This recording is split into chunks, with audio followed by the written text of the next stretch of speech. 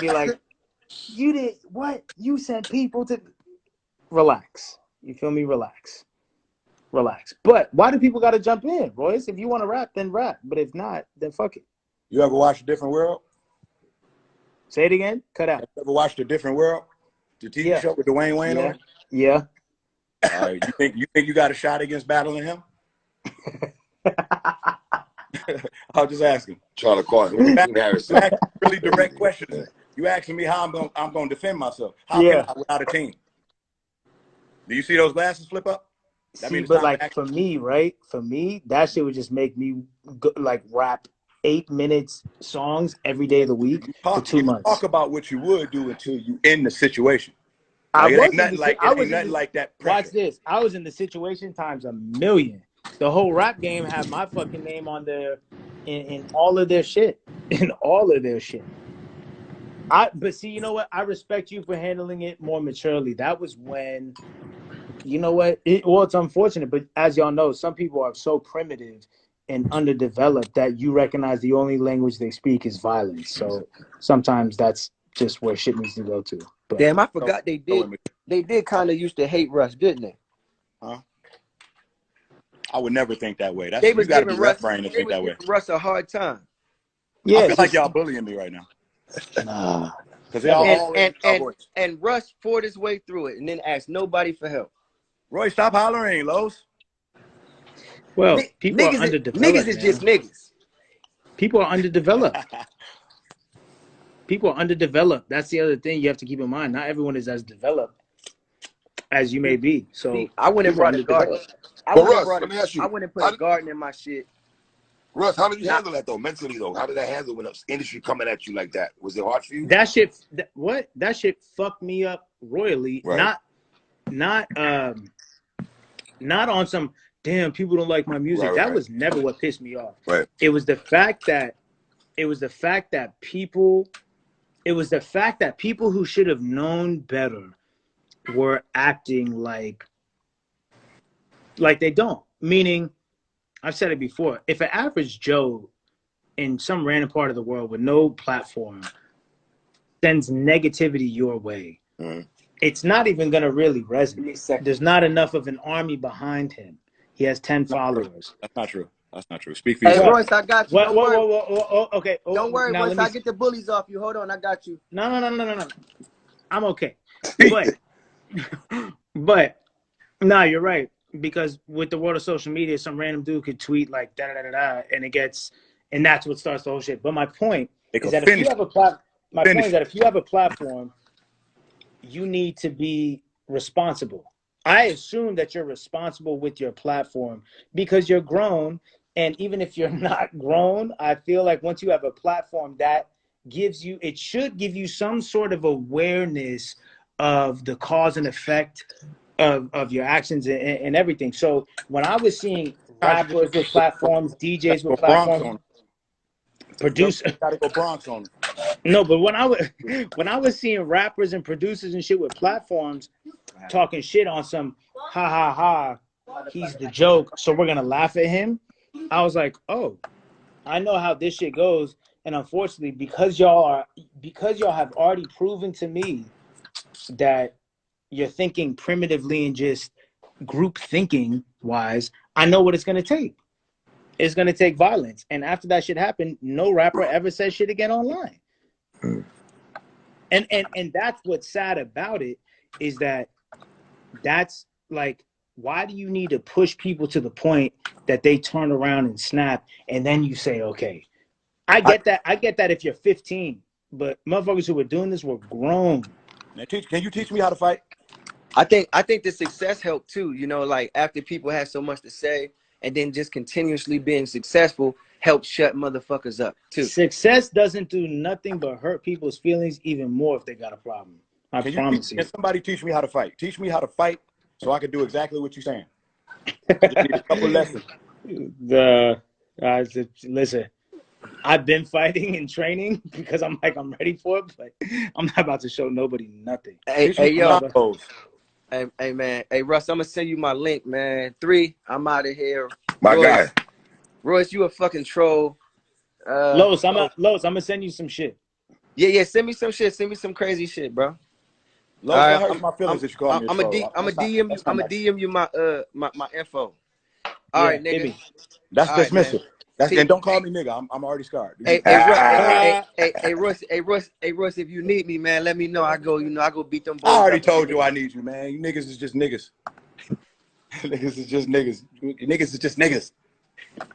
I need you, man. Los, I'm hurting. It's because you ain't got no mural. You ain't got no murals. I'm out. Los, I need you to do mural. Get him off me. Only mural to get him off me. I'm out, man. Y'all be good, man. Be easy, brother. Los, I need you to get in your anime bag, bro. You stupid, boy. Oh, man. Such a troll. I don't know. I'm going to leave y'all with this guy. He said, I need you to get in your anime bag. Anime bag. That is crazy. That's crazy. Get in your anime bag, bro. Listen, I respect if people like, I like hear, you know what excites me when I'm rapping is when I'm like, damn, I don't know if I've ever heard this word rhyme with this word before. That shit is entertaining to me. It's as entertaining as a great like hook is melodically to me. No, I'll sit and obsess over words for hours, especially if I'm here by myself. Wow. See, that's the worst. You know who told me that? Timberland said you overthink because you're sitting in the studio by yourself. And it's so true. If I'm in a room with people and we're like all cooking up, I think subconsciously I know I can't sit there and fucking obsess over shit.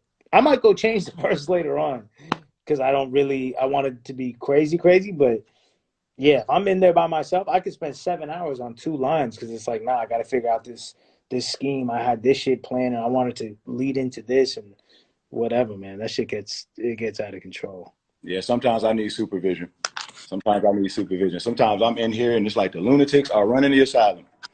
Somebody come. How do you find it when you know you need to really? You just like fuck it up. Let me go through my process and be alone and sit and obsess for 7 hours, or you? It depends on what it is. Like if I know I don't have that kind of time, then I'll self-police. But I'm always aware when I'm like overthinking the whole syllable scheme and I want to figure out a way to use everything. It's kind of like putting a puzzle together. Yeah. And there's so many different variations and like you can literally switch 2 words around and the whole thing will roll off the tongue. The whole thing fits. Yeah, man. So like my shit is what once I have the first 4 bars, it's a wrap. It's getting those first 4, like how it's coming out. That's what I spend hours on. But the rest of the shit, once I got that, it's a wrap. You start from the top? Yeah. I don't. What? Well, I'll say I'll write bars in my notes for months. And then once I'm like writing a rap, I'll compile shit. But you're saying you sit down with a beat and start what? From? It depending on what it is, I just start piecing things together. But from previous thoughts and shit, or you literally go into it from previous thoughts, or you go into it with no structure? I could do both, but usually I just go in there with no structure, depending on what it is, and then I start piecing things together, but I don't commit to it being like the beginning or the end or the middle, and then like I come up with the best beginning based off of what I have. So whatever I think of first, I don't want to be like pigeonholed to that being the beginning of the verse because it may not be the best place for it. That makes so much more sense than what the fuck I do. You know where we got that from? School. School taught us to start from the top and go. Yeah. Yeah. It don't necessarily work like that in the creative space. Wow, it's so true though. That the problem is the attachment to like, well, if I came up with this idea first, it's got to be the first couple bars. And then you're hell bent on that for 2 hours and you're like, wait, maybe it doesn't need to be that. How about being bent on that for 10 years? You know how many creative traps that I realized I set up for myself and I didn't even realize I was caught in that cycle? Because from the writing standpoint, it just fucking, it was just super focusing. It was just my way. So everything I did, I laid one vocal track down, then I did one ad-lib track, and then I did one fill-in track. And that was the way that I approached everything for about 10 years straight. And I just realized. That's how I do. What don't you like about that? I rarely do ad-libs, but that's how I do it. If I do it, it's the lead, the fucking, I might dub something, and then the ad-libs, and that's it. Why? I'm formulaic in my head and very analytical, and it makes the most sense to me. That's what I'm asking you. What makes sense about it? I guess because for me, it feels the best. It feels the most complete.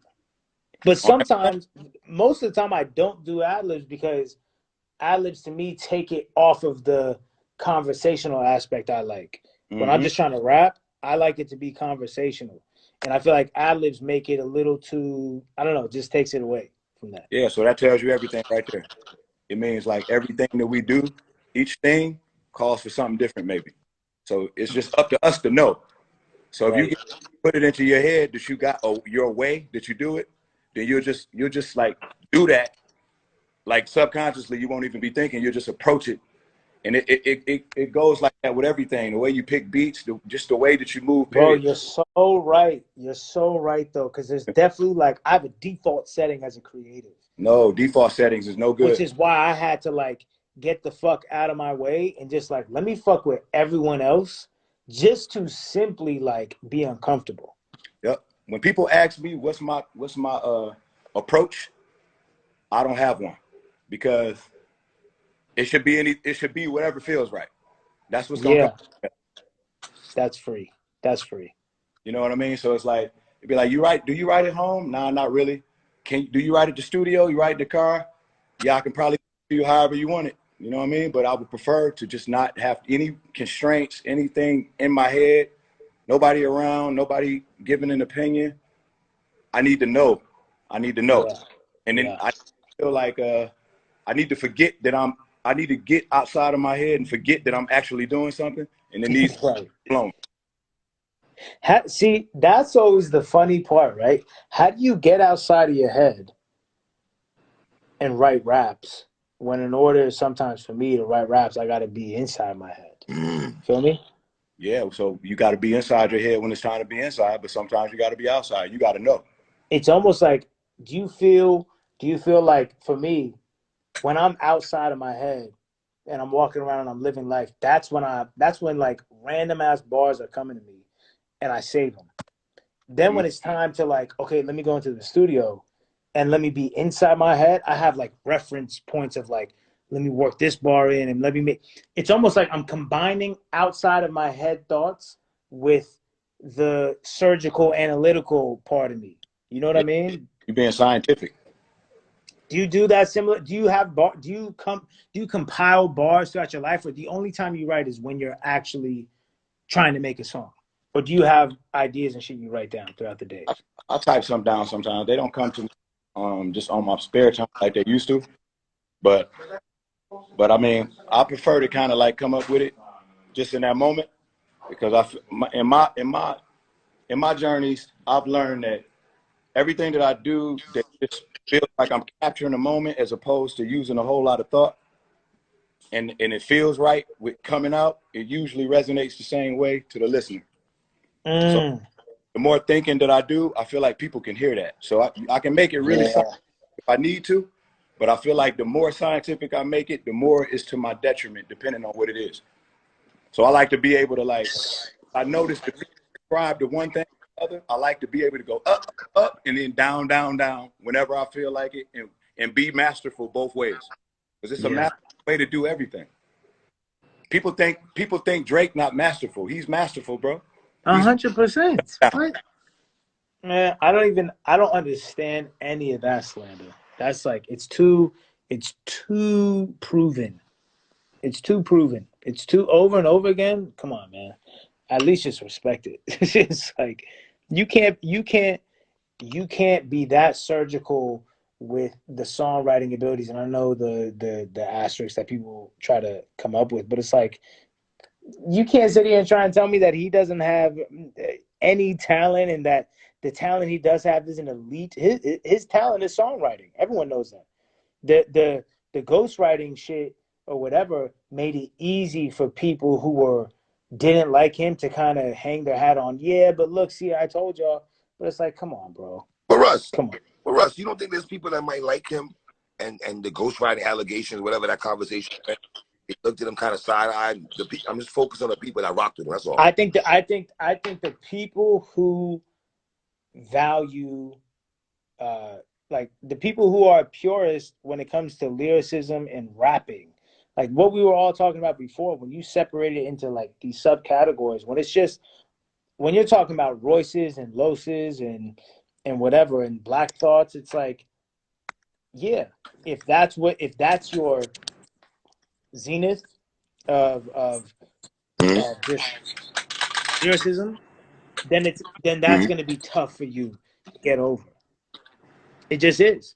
But at the end of the day, I don't think that I look at the totality of a Drake career and Drake songs and the Drake catalog.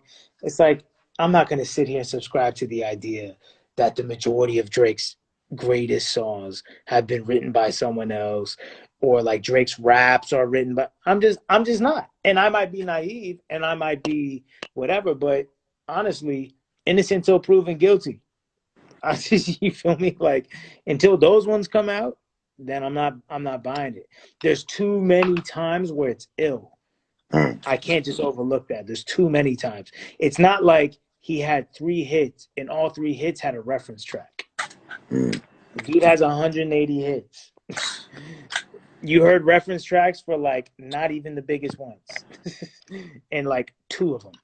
It's like, come on. I don't know. I fully believe Drake in the studio does damage with his pen. That's what I think. So, but I get it. Depends on what you value. You know what I'm saying? It's But tough. got something to do with something, because his finished product is usually beautifully done. That's what I'm saying. It's Whether, like you can't just whether take you that like it or away from not. him. That shit is incredible. Somebody's a motherfucking master somewhere. I don't know if he got like a secret friend, like fucking Lil Baby and James Harden and shit. I don't know. But whoever it Nah, is, that whoever the fuck it shit is is, elite levels. You know what I always say too? It's vocal execution too on the mic. it's everything. You can't fake that. You can't ghostwrite vocal execution. It's Like tones, it's certain perfect tones that are being done and shit. That shit is all that. incredible. All that is done masterfully. That shit. You know who M was? M was and is. I got a certain style of mind from him where it was the high octaves and the low octaves being kind of split. I got that from M, because when you go back and listen to, like, I'm sure he still does now, but when I listened to the Eminem I grew up on, there was these high octaves and sometimes these low octaves that were so perfect and spot on, and they made the shit